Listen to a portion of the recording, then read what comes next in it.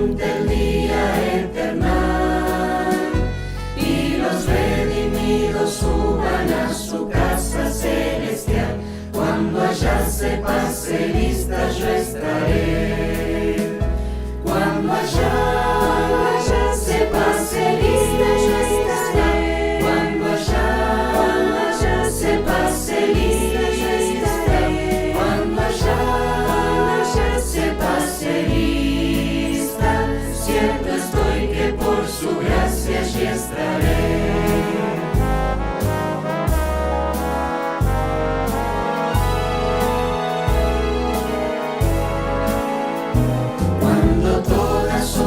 Huyan en la gran resurrección de los muertos en Jesús sin corrupción, y en las nubes al Señor reciban qué consolación. Cuando allá se pase lista yo estaré. Cuando allá se pase lista yo estaré. Cuando allá se pase lista yo estaré. Cuando allá se pase lista, cierto estoy que por su gracia allí estaré. Trabajar es mi deseo sin cesar por el Señor, siempre hablando de su gracia y de su amor. Cuando acabe aquí mi obra y me llame el Salvador, cuando allá se pase lista yo estaré. Cuando allá se pase lista yo estaré. Cuando allá se pase lista yo estaré.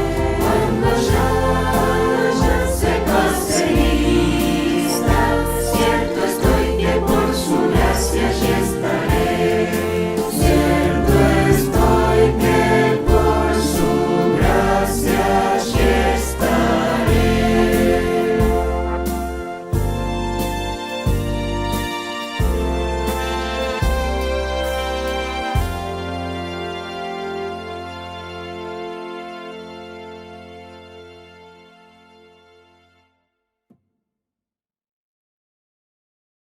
Gusto de estar con ustedes y compartir este tiempo de meditación y de reflexión de la palabra de Dios.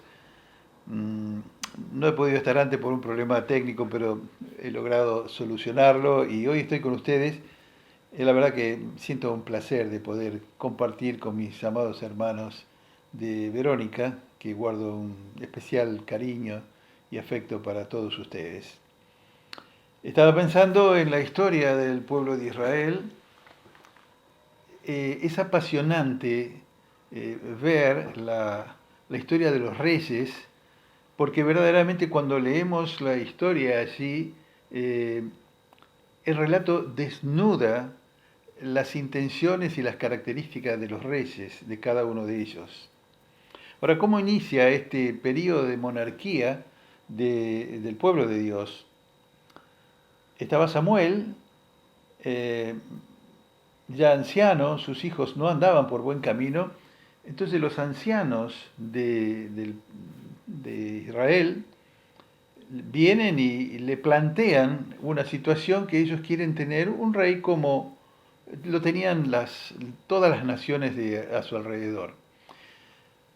Y ellos querían un rey que los juzgue, que los guíe.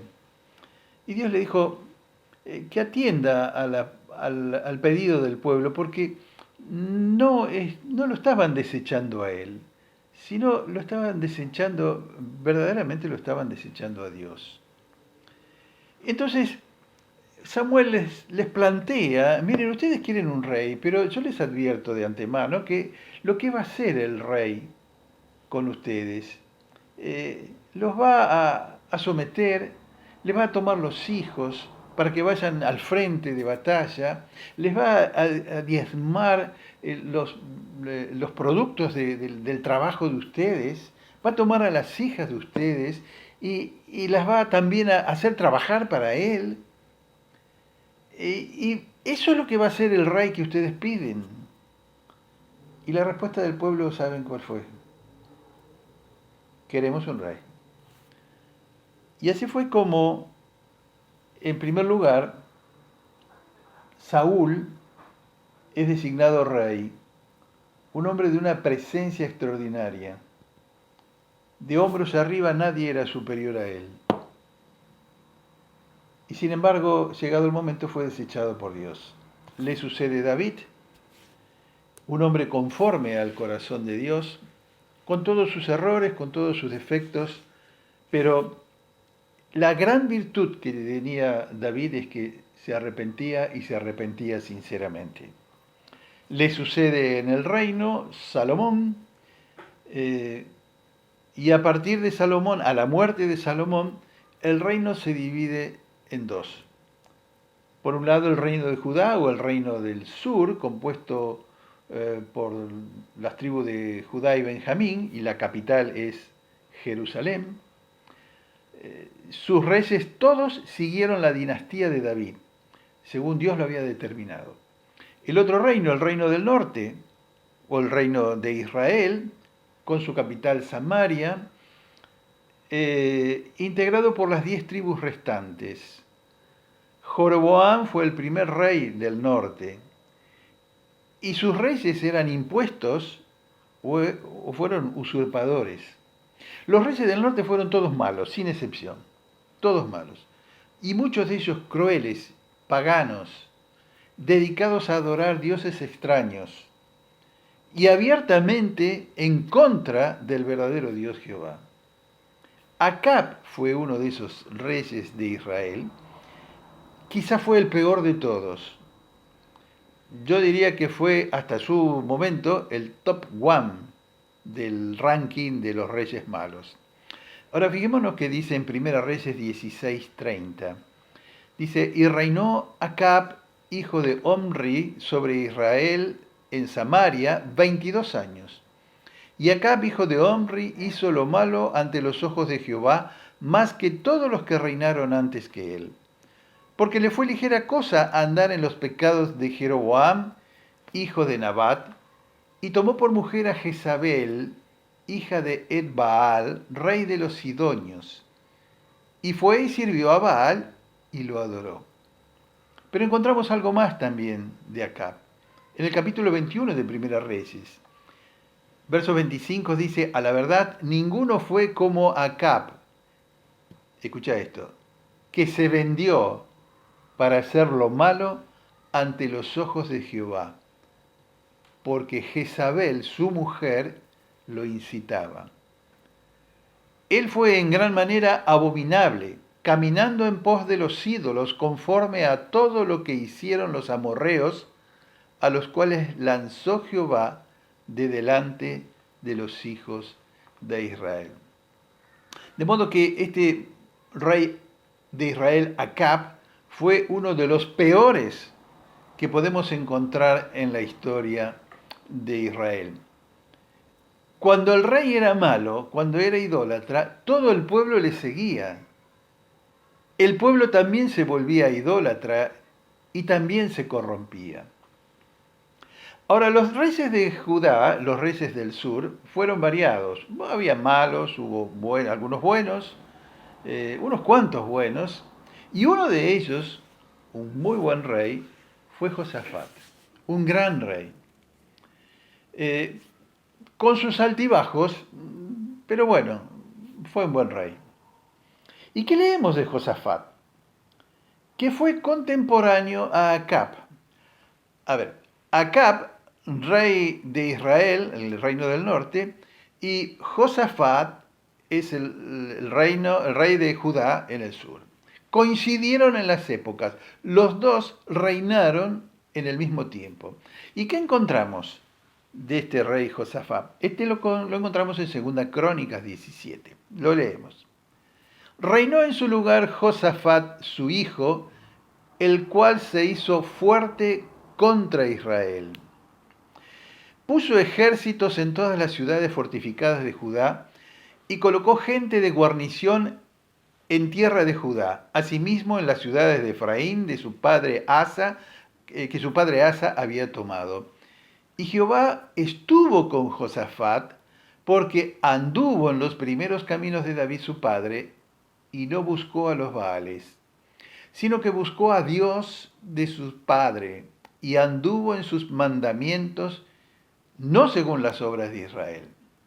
Jehová, por tanto, confirmó el rey en su mano, y todo Judá dio a Josafat presentes, y tuvo riquezas y gloria en abundancia. Y se animó su corazón en los caminos de Jehová, y quitó los lugares altos y las imágenes de acera del medio de Judá. O sea, vamos a ver algunas características de Josafat. En primer lugar, ajustó su vida a los mandamientos de Dios. Dice el verso 4, sino que buscó al Dios de sus padres. Buscó a Dios que había visto en sus antecesores, cómo habían servido al Dios verdadero. Y lo primero que hizo fue ordenar su propia vida conforme a los mandamientos de Dios. O sea, obedeció la ley de Dios, los mandamientos de Dios. Puso su corazón en total armonía con los mandamientos divinos. Lo primero que hizo Josafat fue ajustó su vida a los mandamientos de Dios. En segundo lugar, leemos que quitó los lugares altos y las imágenes de acera del medio de Judá. Limpió los lugares de adoración a los ídolos. Limpió la inmundicia de las imágenes que había entre el pueblo. No solo tuvo temor de Dios, sino que eliminó todo aquello que era perjudicial para la comunión del pueblo con Dios. Y esto nos habla de la integridad de Josafat. No solo su vida visible, sino su vida íntima también era apartada de pecado. Y en tercer lugar, fíjense lo interesante que es esto. En tercer lugar, enseñó a todo el pueblo la palabra del Señor. Dice en 2 Crónicas capítulo 17, al tercer año de su reinado envió sus príncipes Ben-Ail, Abdías, Zacarías, Natanael y Micaías para que enseñasen en las ciudades de Judá, y con ellos a los levitas Semaías, Netanías, Zabadías, Asael, Simiramot, Jonatán, Adonías, Tobías, Tobadonías, y con ellos los sacerdotes Elisana y Joram. Y escucha esto lo que dice. Y enseñaron en Judá, teniendo consigo el libro de la ley de Jehová, y recorrieron todas las ciudades de Judá, enseñando al pueblo. Designó príncipes conocedores de las Escrituras para que enseñen la palabra de Dios al pueblo de Judá. Hoy diríamos, organizó y puso en marcha un discipulado para todo el reino de Judá. O sea, Josafat no solo orientó su vida a cumplir los mandamientos del Señor, sino que limpió de inmundicia y pecado las costumbres que había en el pueblo, pero también llevó la palabra de Dios a sus súbditos para que conociesen al Dios que él servía y obedecía. Conocer la palabra de Dios es poner rumbo seguro en nuestras vidas. Ahora, ante estas realidades tan lejanas, tan distintas entre Acab, rey de Israel, y Josafat, rey de Judá, podríamos preguntarnos, ¿podrá haber algo que llegara a unirlos? Tan distintos, uno idólatra, blasfemo, adoraba a dioses ajenos, tenía una mujer que lo incitaba al pecado y él le seguía.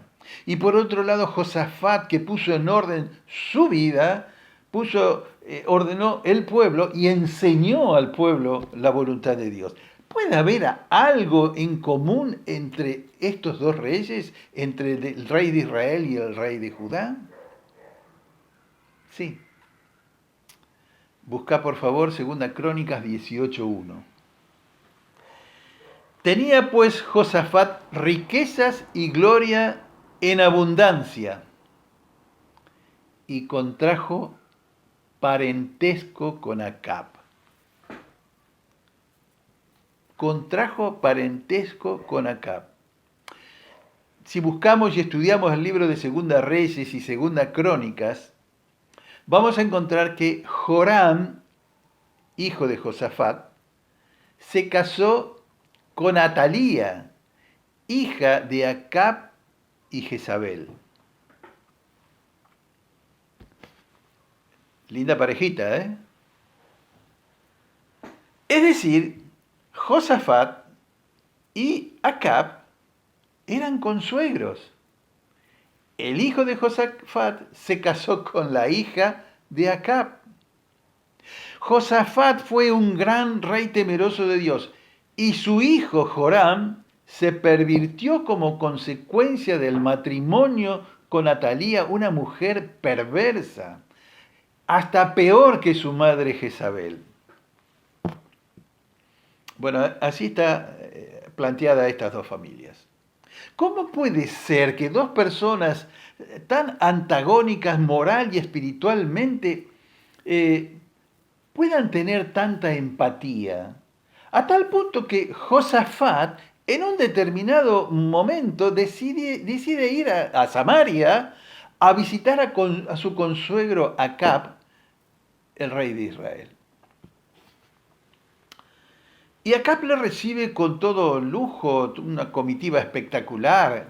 Mandó a matar ovejas, bueyes, a toda la comitiva oficial. Ahora, bajo ese ambiente, mezcla de familiaridad, de oficialidad, de opulencia, de gastronomía en abundancia, Acab persuade con una propuesta a su par de Judá. ¿Y qué le dices? Primera Reyes capítulo 22:4. Acab. Y dijo a Josafat: ¿quieres venir conmigo a pelear contra Ramot de Galaad? ¿Qué le dice Josafat? Yo soy como tú, y mi pueblo como tu pueblo, y mis caballos como tus caballos. Ahora, ¿pero cómo? Josafat era un rey temeroso de Dios. Y agrega algo más. Yo te ruego, dice Josafat, yo te ruego que consultes hoy la palabra de Jehová. Está bien, yo te acompaño, no tengo problema. Pero ¿por qué no consultamos a Jehová primero? Bueno, le parece bien la propuesta al rey Acab. Dice, ¿y a quién consulta Acab? ¿Saben a quién consultó Acab? A los 400 profetas de Baal. ¿Y qué dicen estos 400 profetas? Anda, sube, porque Dios los entregará hoy en mano del rey. Y todos lo incitaban, le predecían el éxito. Hasta un tal Sedequías había hecho unos cuernos de hierro y decía: con estos acornearás a los sirios hasta destruirlos por completo. Bullillo, excitación, algarabía, arenga, un desorden total. Pero Josafat no se quedó conforme con ese espectáculo. Y dice, y yo quisiera que meditemos en estas palabras.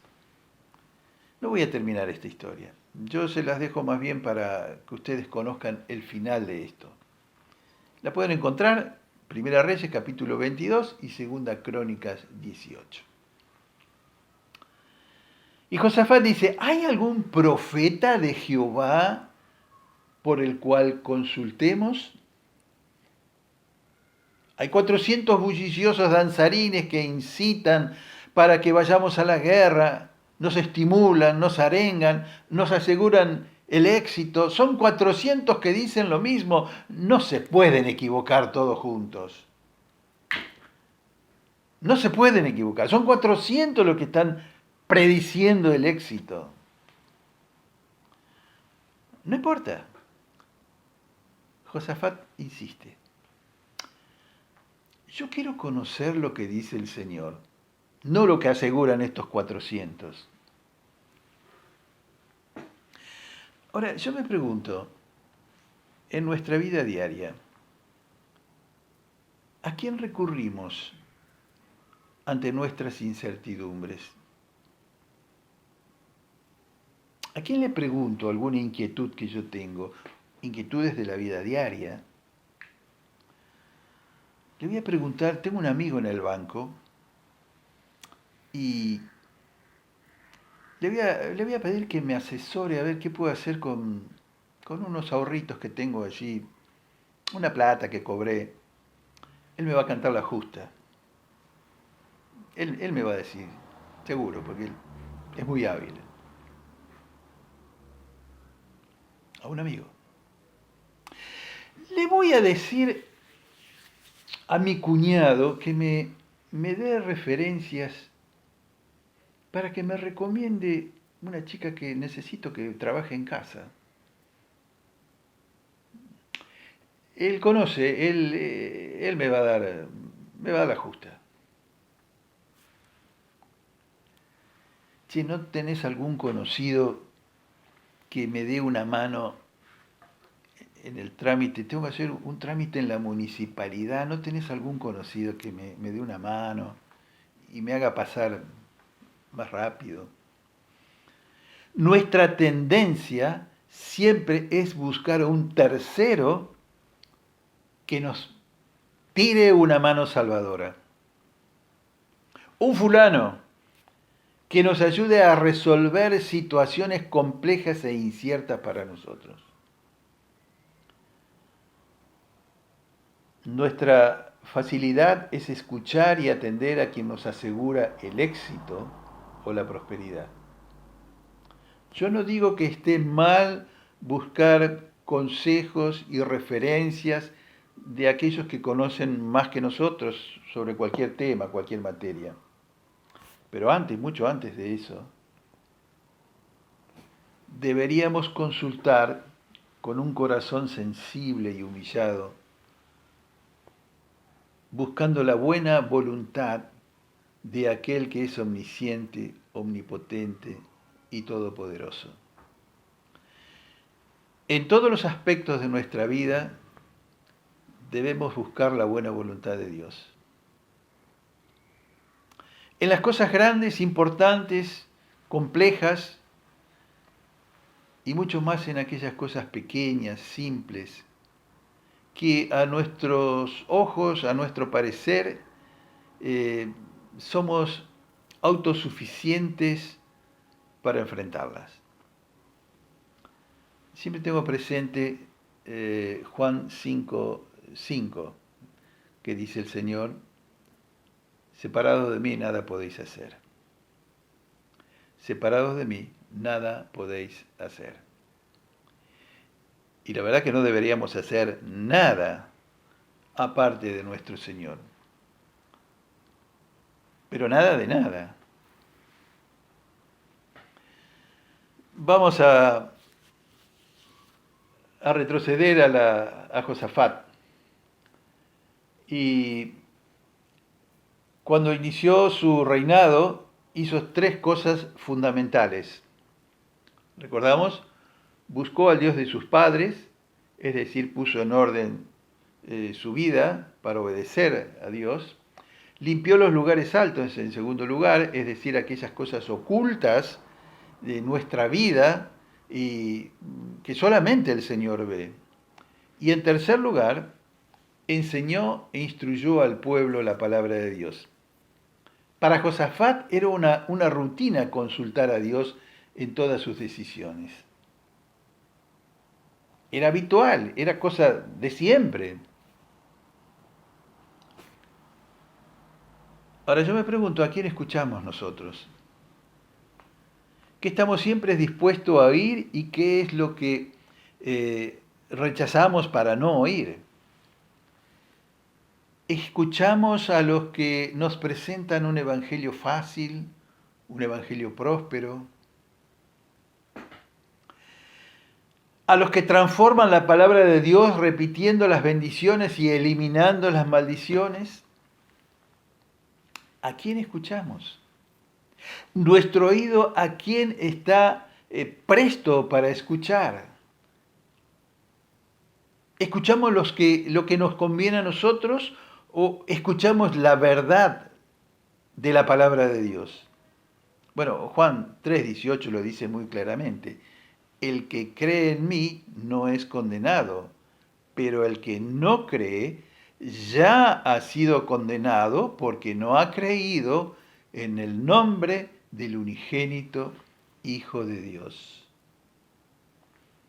Eso lo dice el Señor. Eso lo leemos en la palabra de Dios. Está de nuestra parte querer escucharlo. Está de nuestra parte buscar el consejo de Dios. El que cree no es condenado. Entonces, ¿quién es condenado? El que no cree ya ha sido condenado. ¿Por qué? Porque no ha creído en el nombre del unigénito Hijo de Dios. Mira, yo quisiera decirte una cosa. Nadie es condenado por cometer pecado. En realidad todos somos condenados por eso. Entonces todos estamos condenados. Pero esa no es la razón. Porque el Señor Jesucristo murió en la cruz por nuestros pecados. Entonces, el hombre y la mujer es condenado, como dice la palabra de Dios, porque no ha creído en el nombre del unigénito Hijo de Dios. De modo que cualquier cosa que nosotros podamos hacer para lograr la aprobación de Dios, la satisfacción que Dios pueda tener sobre nosotros, cualquier cosa que podamos hacer, no sirve. Porque Dios dice que ya ha sido condenado el que no cree en el unigénito Hijo de Dios. Eso lo dice la palabra de Dios. Ahora, ¿a quién vas a escuchar? ¿A los que te prometen prosperidad, bienestar? ¿A los que predican un evangelio próspero, cuando en realidad la realidad del hombre es que es un pecador y que si no cree en el Señor Jesús como su Salvador, si no se arrepiente, está condenado? ¿A quién vas a escuchar? ¿La palabra de Dios que te dice la verdad, que sos un pecador, que mereces el infierno? ¿O vamos a escuchar la palabra de Dios que me dice que si creo y me arrepiento de mis pecados por medio del sacrificio del Señor Jesús en la cruz, tengo vida eterna? Ahora, yo me pregunto, ¿y de qué me tengo que arrepentir? Si yo soy bueno, soy decente, soy honesto, cumplo con las leyes. El problema no es con mis semejantes, con mi prójimo. El problema es con Dios. Yo soy bueno con los que me rodean. Pero ¿cómo estoy frente a Dios? El problema lo tenemos con Dios, que no nos ve bien, que nos ve pecadores. Lo que tenemos que hacer entonces es arrepentirnos de nuestros pecados. ¿Y nos arrepentimos de qué? Yo me arrepiento de haber dejado de lado en mi vida el sacrificio que hizo Jesucristo por mí. Nunca lo tuve en cuenta. Yo he ofendido a Dios con mi conducta, por mi olvido, por mi desinterés. Yo me arrepiento de haber llevado una vida lejos de Dios, porque le he ofendido. Y ahora que conozco que Jesucristo murió por mí, por mis pecados, yo le quiero pedir perdón. Me arrepiento de haber hecho todo lo que hice. Y creo que Jesucristo dio su vida por mí. Yo tendría que haber estado allí, pero Él murió por mí. Entonces yo le recibo como mi Salvador. Yo creo en eso. ¿A quién recurrimos cuando sentimos que somos pecadores condenados? Si no creemos en Jesucristo como Salvador, ya estamos condenados. ¿A quién le vas a hacer caso? ¿A los que te pintan un panorama favorable o lo que dice la palabra de Dios? Lo que te ofrece una vida eterna por medio de Jesucristo, su Hijo. Espero que tu decisión sea sabia para toda la eternidad y puedas creer en Jesús como Señor y como Salvador de tu vida. Que Dios te bendiga.